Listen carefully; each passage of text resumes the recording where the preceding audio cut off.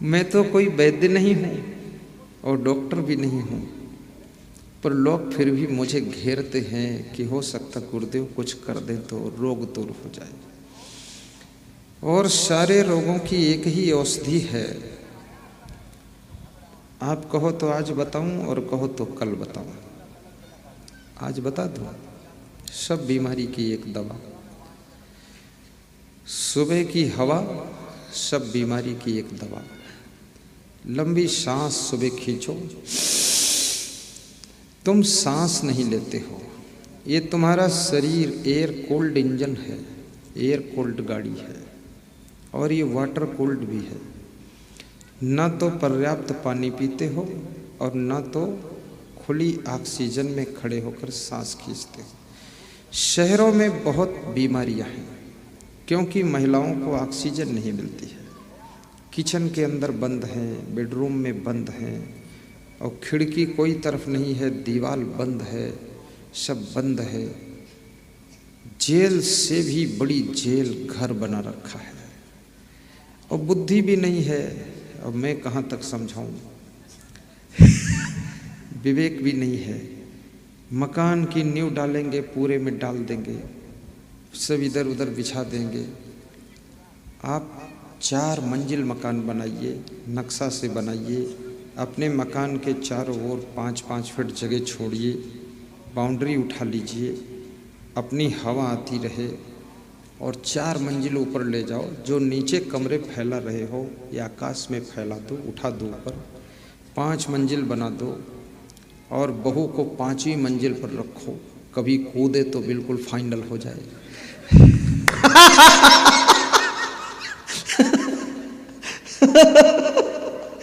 क्योंकि बहू का क्या भरोसा कहाँ से कूद जाए।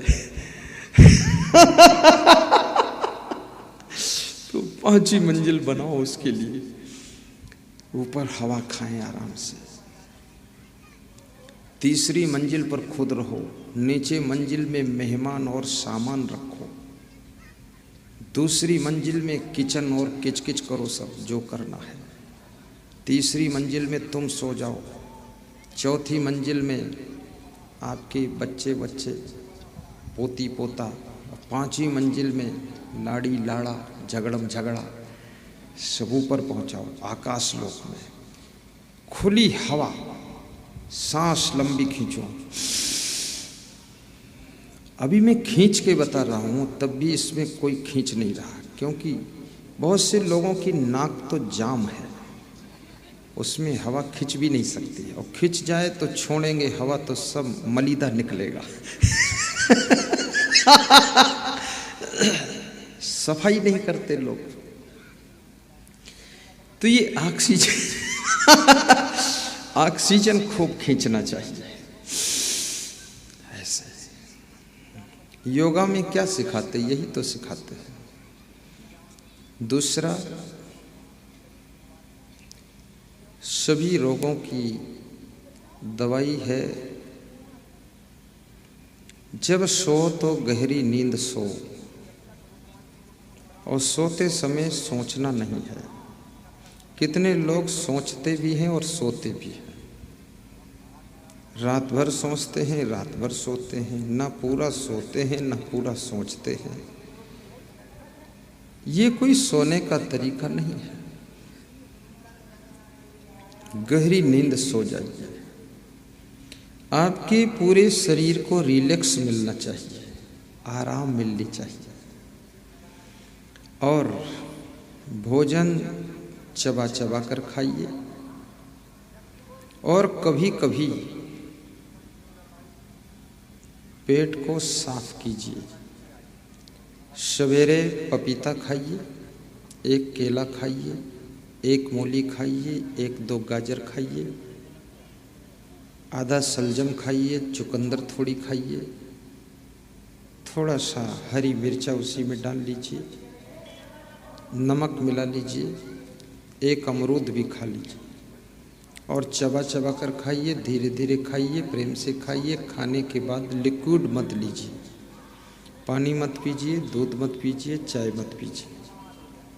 3 घंटे ऐसे रहिए।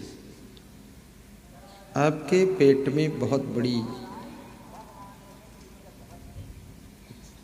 एक घटना घटेगी, भूख खुलकर लगेगी, पेट साफ हो जाएगा, बुद्धि तेज हो जाएगी, कुशाग्रता आएगी, मेमोरी स्ट्रांग हो जाएगी और साथ साथ में चिंता भी कम हो जाएगी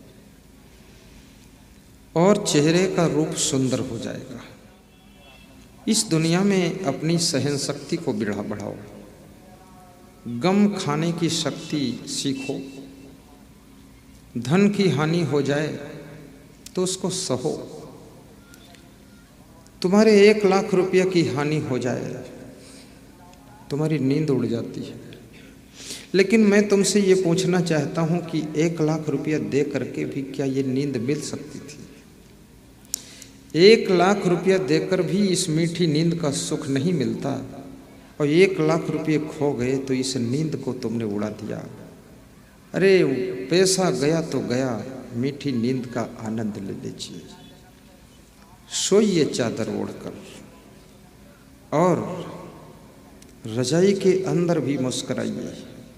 मैं सुखी हूँ, मेरा परिवार अच्छा है, मेरा मकान बहुत सुंदर है, मेरी गाड़ी भी अच्छी है। कम से कम अपने को जो जो चीज़ें प्राप्त हुई हैं कुदरत की ओर से, उनको धन्यवाद देते जाइए। अपना सौभाग्य मनाते चलिए कि मैं सौभाग्यशाली हूँ। और आपके परिवार में कुछ लोग गलतियाँ करेंगे, उनको समझाइए भी और समझाने के बाद फिर उनसे प्रेम कीजिए। ऐसा नहीं किसी से गलती हो जाए तो 1 महीना तुम मुंह फुला लो, बोलो मत, फिर तो बहुत बड़ा डिस्टर्ब हो जाएगा। सुबह समझाओ तो 1 घंटे बाद फिर उनको प्रेम से बोलो, क्योंकि वो टॉपिक समझाने वाला ख़त्म हो चुका है। अब प्रेम का टॉपिक फिर प्रारंभ हो रहा है। एक ही फाइल को लेकर के उलझे मत रहो महीने भर, और कितना ही समझाओ फिर भी आपके साथ रहने वाले परिवार के सदस्य कुछ न कुछ गलतियां करते रहेंगे। और कितने तुम्हारी फैमिली के मेंबर एक ही गलती को जिंदगी भर दोहराते रहेंगे। गलती एक ही रहेगी, रोज उसी गलती पे समझाओगे और उसी गलती को रिपीट करेंगे। अब बड़ी मुश्किल की बात है। और जो अपनी गलती को दोहराता रहता है, गलती को सुधारता नहीं है, उस व्यक्ति का विकास, उसकी उन्नति अवरुद्ध हो जाती है, उसका विकास रुकता है। और तुम्हारी गलतियों से तुम्हारा सबसे बड़ा नुकसान है, दूसरों का नुकसान कम है। आपके माता पिता का वक्त पूरा हो चुका है, उनका खेल खत्म है, उनकी पारी खत्म है, तुम्हारी पारी शुरू है और तुम अपनी पारी के सुनहले वक्त को गलतियों में बिता रहे हो। इन गलतियों से मुक्त हो जाओ, अपने आप को निर्मल बनाओ और कभी कभी निष्पक्ष दृष्टि से अपने आप के अंदर झांको, देखो कि मेरे अंदर क्या कमियां हैं। उन कमियों को दूर करो और खुद को भी समझाओ, अपने आप को डांटो भी थोड़ा सा, अपने आप को भी समझाना चाहिए। साथ में एक चीज और याद रखना, चावल, तुम मध्य प्रदेश में रहते हो, चावल कम खाया करो, कभी कभी खाओ। और बाटी भी कम खाया करो, कभी कभी खाओ। मिर्चा कम खाया करो, कभी कभी खाओ, महीने में 1 बार। मिर्चा खाने से गुस्सा बढ़ती है और अचार खाने से अंदर तेजाब बनता है, साइट्रिक एसिड होता है उसमें, आपके अंदर एसिड तैयार होता है और एसिड बनाने वाला आपके अंदर यंत्र लगा हुआ है। वो जितनी ज़रूरत है उतनी एसिड बनाता है। अब अलग से एसिड मत डालो, नहीं डबल हो जाएगी। और मेदोहर चूरन, श्री च्यवन आयुर्वेदिक का उदरामृत चूरन, ये 2 चूरन ऐसे हैं जो कि पेट के लिए महौषधि है। शाम को आधा चम्मच लीजिए, सुबह आपका पेट साफ हो जाएगा। पेट खत्म, केवल पीठ बचेगी, पेट नहीं रहेगा। जिनका पेट बहुत भारी हो रहा है, पेट मोटा हो रहा है, पेट कड़ा है, पेट बड़ा है और शरीर में पेट ही पेट है, बाकी सब शरीर कमजोर है, उन लोगों के लिए महा औषधि है उद्रामृत चूर्ण, श्री च्यवन आयुर्वेद का चमत्कार। बहुत सुंदर औषधि है मेदोहर चूर्ण। एक ही बार में रामबाण का काम करता है। हमारा एक संत सुबह सुबह वंदना में नहीं आया, तो मैं पूछा क्या हुआ, तो बोले आधा चम्मच खाया हूँ बस। तो हमने कहा आधे चम्मच से क्या हो गया, बोले 6 बार लेटरिन गया हूँ। तो मैंने कहा और क्या हुआ, बोले पेट खत्म हो गया। हमने कहा तू तो बच गया, इतने बहुत है। और वो संत दोपहर में बड़ा ताजा दिखाई दिया मुझको, एकदम फ्रेश मूड। कम से कम महीने में 1-2 बार ऐसा चूर्ण चाहिए। और जिनके घुटनों में दर्द हो वे घुटनों को फैला लें, लंबा करें पाँव और ऐसे मुक्का बांध लें। 100 मुक्का इस घुटने पर, 100 मुक्का उस घुटने पर, दोनों ऐसे लगाएं। ये बिना पैसे का इलाज है। अगर तुम न लगा पाओ मुक्का तो जो तुमसे नाराज रहता उससे कहो आओ 100 मुक्का मार लो। अब नाराज न रहना, क्योंकि जो नाराज रहता उसके मन में होता कभी दांव मिले तो मुक्कों से मारूंगा। तो तुम्हें कहना चाहिए आज दांव मिला है, घुटनों पर मुक्का लगाओ आकर। वो मुक्का बहुत जोर से नहीं लगाना है, तोड़ मत देना घुटना, फिर शिकायत करो मेरे से कि घुटना ही टूट गया। हल्का हल्का, रोज एक दिन नहीं डेली आपके घुटने एक्सरसाइज को प्राप्त कर लेंगे। गर्दन का भी एक्सरसाइज कीजिए, अन्यथा ये गर्दन ऐसी मोटी हो जाएगी, भैंसा जैसी मोटी हो जाएगी ये गर्दन, और इतनी मोटी होगी कि पीछे मुड़ के देख नहीं पाओगे। कितने लोगों की गर्दन इतनी मोटी हो गई है, सारी चर्बी चारों तरफ जमी है। गर्दन को घुमाइए ऐसे ऐसे, राउंड दीजिए इसका, इधर से इधर को, फिर आगे से पीछे को, ऐसे सुंदर गर्दन तुम्हारी रहेगी। और मसूड़ों का भी व्यायाम कीजिए, अंगुली से मसूड़ों को पानी डालकर थोड़ा रगड़िए, मिट्टी से मत रगड़ना, खून खच्चड़ हो जाएगा। केवल अंगुली से मसूड़ों का व्यायाम। आँखों को जल्दी जल्दी बंद कीजिए, जल्दी जल्दी खोलिए और साथ में हाथ ऐसे बंद करिए, खोलिए, करके देख लो मेरे सामने, प्रैक्टिस करा देता। ऐसे करो, हाथ फैला के करो, घुटनम धर के क्या कर रहे हो, ऐसे। इससे क्या होगा, जो होगा सो होगा, लेकिन होगा जरूर, बहुत कुछ होगा।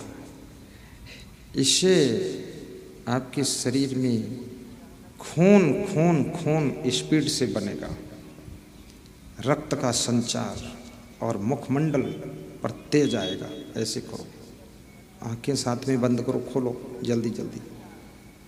शर्म लग रही लोगों को कि आपके सामने कैसे आंखें बंद करूं, खोलूं। ये शरीर के बारे में बता रहा हूं। और शरीर के लिए वर्तमान में आपको निश्चिंत रहना बहुत जरूरी है। चिंता शरीर में 160 बीमारियों को जन्म देती है। चिंता, चिता मुर्दे को जलाती है, लेकिन चिंता जिंदे को जलाती है। जब मरोगे तो शरीर चिता में जलाया जाएगा।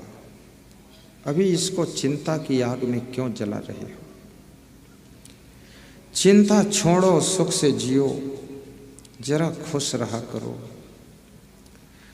ये संसार का खेल तो यूं ही चलेगा। ये संसार का खेल ऐसा ही चलता है। कोई है पास तो कोई है फेल, यही है संसार का खेल। कभी रहोगे घर में, कभी मिलेगी जेल, यही है संसार का खेल। और जेल में भी जाना पड़े। जेल में जाने वाले सभी अपराधी नहीं होते हैं। असली अपराधी तो जेल के बाहर रहते हैं। असली अपराधी जो हैं, अपराधियों के दादा गुरु, वो जेल के बाहर रहते हैं। जो अभी अपराध की ट्रेनिंग कर रहे थे वो जेल में चले जाते हैं। और ज़्यादा जो सीरियस अपराधी है ना, वो सज्जनों को जेल में तिकड़म बनाकर भेज देता है कि तुम जेल में जाओ, उल्टा मुकदमा ठोक देता है। इसलिए मैं कहूँगा मुकदमा लड़ना भी सीखो, केस की पैरवी करना सीखो, डरो मत। कोर्ट में जाओ तो समझ लो न्याय मंदिर में जा रहे हैं। मैं गुजरात में गया तो वहाँ लोगों ने बताया कि ये न्याय मंदिर है। तो मैंने कहा न्याय मंदिर? राम मंदिर तो देखा हूँ, कृष्ण मंदिर देखा, राधा मंदिर देखा, राम जानकी मंदिर देखा, पर न्याय मंदिर क्या है? इसमें किसकी मूर्ति है? अरे बोले मूर्ति नहीं है, ये कोर्ट कचहरी है, यहाँ फैसले होते, न्याय होता है, इसका नाम न्याय मंदिर है। तो वो न्याय मंदिर है।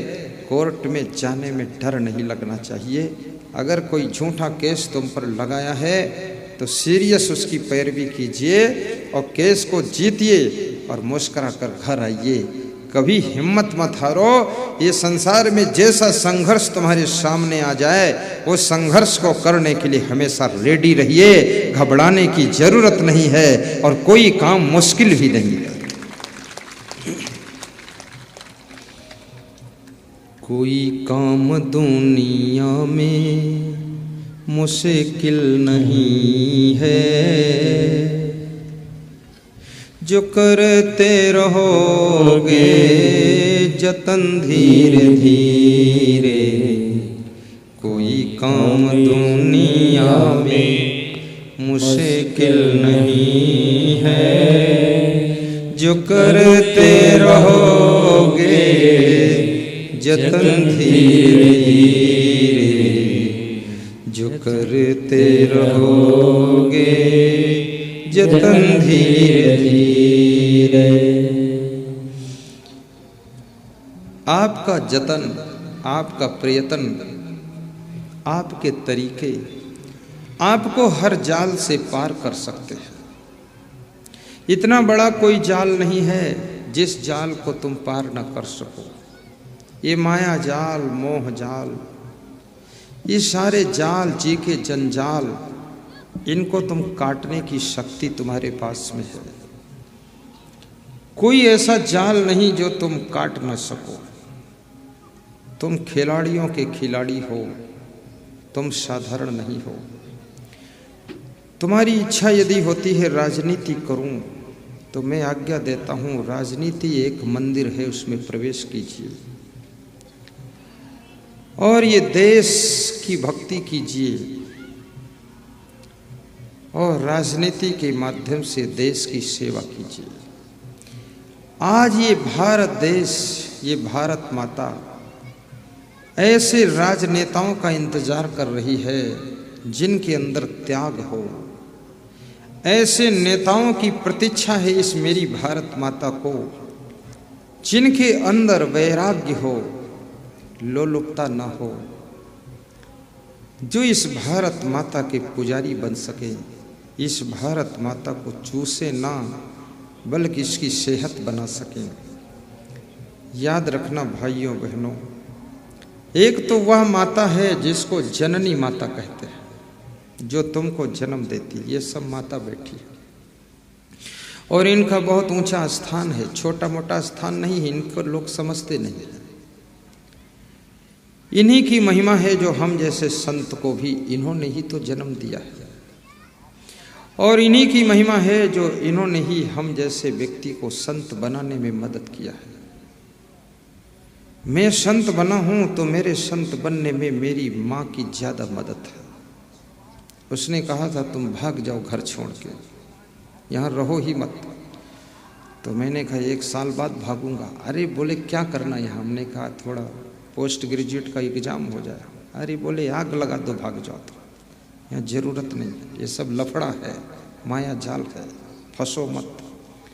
जितना रुकोगे उतना टाइम पास होगा। जल्दी जाओ, महान बनो, दुनिया तुम्हारा इंतजार कर रही है। पिपरिया के श्रोता बैठे आस में असंग, साहेब आए कोई सत्संग सुना दे, तुम जाओ यहाँ से, निकलो। हमारी माता ने मुझे संत बनाने में बहुत मदद किया है।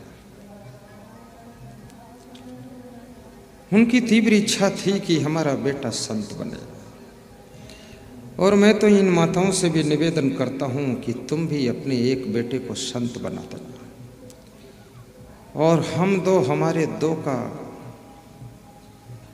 पैमाना छोड़िए, हम 2 हमारे 4 होना चाहिए। हम 2, राजा सगर के 60,000 पुत्र थे और तुम्हारे तो 60 भी नहीं हैं। तुम कितने कमज़ोर हो। आज ऐसे ऐसे मजहब हैं जिनकी संख्या निरंतर बढ़ती जा रही है, और उनकी वोट बढ़ने पर उनका शासन होगा, तब तुम टमाटर की तरह कुचले जाओगे। तुम्हें भी संख्या बढ़ाना पड़ेगा, या तो भारत देश के अंदर एक कानून आ जाए कि सभी लोग संख्या पर कंट्रोल करें तो ठीक है, अन्यथा आपको भी संख्या चाहिए। और संख्या चाहिए नहीं चाहिए मुझसे ज़्यादा मतलब नहीं, पर मुझको एक आपका बच्चा चाहिए जो साधु बने और धर्म की रक्षा के लिए अपना जीवन दान करे। देश की रक्षा के लिए एक आपका पुत्र होना चाहिए जो देश की रक्षा करे। देश की सीमा पर, पाकिस्तान चाइना बॉर्डर पर जा करके स्टेन गन लेकर खड़ा हो जाए, देश के लिए अपने जीवन को अर्पित कर दे। दूसरा बच्चा आपका ऐसा हो जो माता पिता की सेवा के लिए मातृभक्ति पितृभक्ति करे। तीसरा बच्चा ऐसा हो जो राजनीति करे, देश के विकास के लिए कहाँ सड़क बननी है, कहाँ नहर बननी है, किस गांव में क्या ज़रूरत है, ये सारी आवश्यकताएं पूरा करें। ये जितने लोग राजनीति में हैं आज बैठे हुए, ये भी किसी माँ की संतान तो है। ये भारत माता की सेवा में लग गए। देशभक्ति। और एक चौथा बच्चा आपका ऐसा हो जो धर्म की रक्षा के लिए अपने जीवन को अर्पित करे, मेरे जैसा संत बन जाए। कोई नशा नहीं, कोई व्यसन नहीं, कोई लफड़ा नहीं, कहीं आकर्षण नहीं, कोई झंझट का काम नहीं, त्याग और वैराग्य से विभूषित ब्रह्मचर्य ही जिसका तेज है, संयम नियम से परिपूर्ण,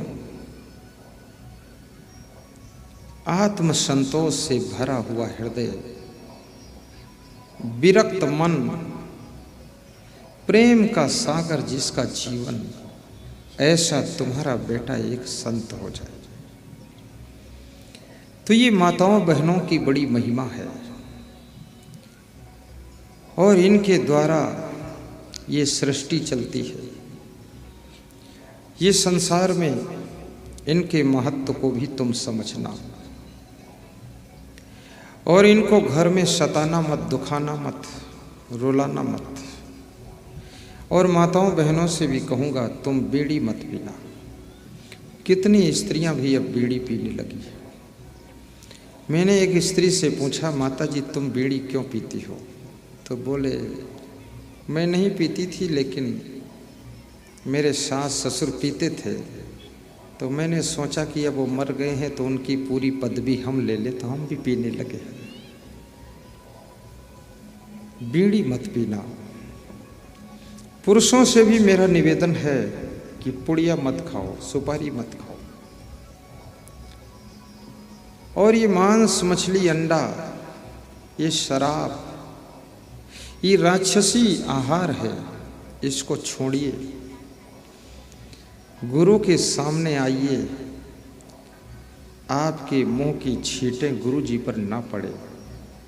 गुरु जी के सामने हंसिए तो आपके दांत मोती जैसे चमकने चाहिए। और शिवरी ने भगवान के चरण जल से नहीं धोया है, आंसुओं से धोया है, और कोई पात्र में नहीं धोया है, अपनी अंजलि में धोया है। शिवरी एक ऐसी भक्त है जिसने विलक्षण ढंग से राम के चरण पखारे हैं। वास्तव में ये आंसुओं की बूंद चरणों पर गिर जाए और फिर चरण पखारो तो 10 गुना ज्यादा आशीर्वाद की प्राप्ति होती है, करुणा आ जाए। आंसुओं की धारा से अचमन होगा, उस दिन सफल मेरा जीवन होगा। आंसुओं की धारा से अचमन होगा, उस दिन सफल मेरा जीवन होगा। जिस दिन गुरु जी तेरा दर्शन होगा, उस दिन सफल मेरा जीवन होगा। जिस दिन गुरु जी तेरा दर्शन होगा, ये रामाधार श्रीवास्तव, सफल मेरा जीवन होगा। आंसुओं की धारा से अचमन होगा, उस दिन सफल मेरा जीवन होगा। ये चंदन कुमार की धारा से अचमन होगा, उस दिन सफल मेरा जीवन होगा। जिस दिन गुरु जी तेरा दर्शन होगा, उस दिन सफल मेरा जीवन होगा। मेरे मन के मंदिर में मैं तुझको बिठाऊंगा, मेरे मन के मंदिर में मैं तुझको बिठाऊंगा। भाव भरे उपहार चरणों में चढ़ाऊंगा, भाव भरे उपहार चरणों में चढ़ाऊंगा। भाव भरे उपहार चरणों में चढ़ाऊंगा, भाव भरे उपहार चरणों में चढ़ाऊंगा। ध्यान तेरा जब निस दिन होगा, उस दिन सफल मेरा जीवन होगा। ध्यान तेरा जब निस दिन होगा, उस दिन सफल मेरा जीवन होगा। जिस दिन गुरु जी तेरा दर्शन होगा, उस दिन सफल मेरा जीवन होगा। जिस दिन गुरु जी तेरा दर्शन होगा, उस दिन सफल मेरा जीवन होगा। उस दिन सफल मेरा जीवन होगा। माताएं बहनें बहुत भाव से गाई है। पुरुष लोग गाने में शर्मा जाते हैं।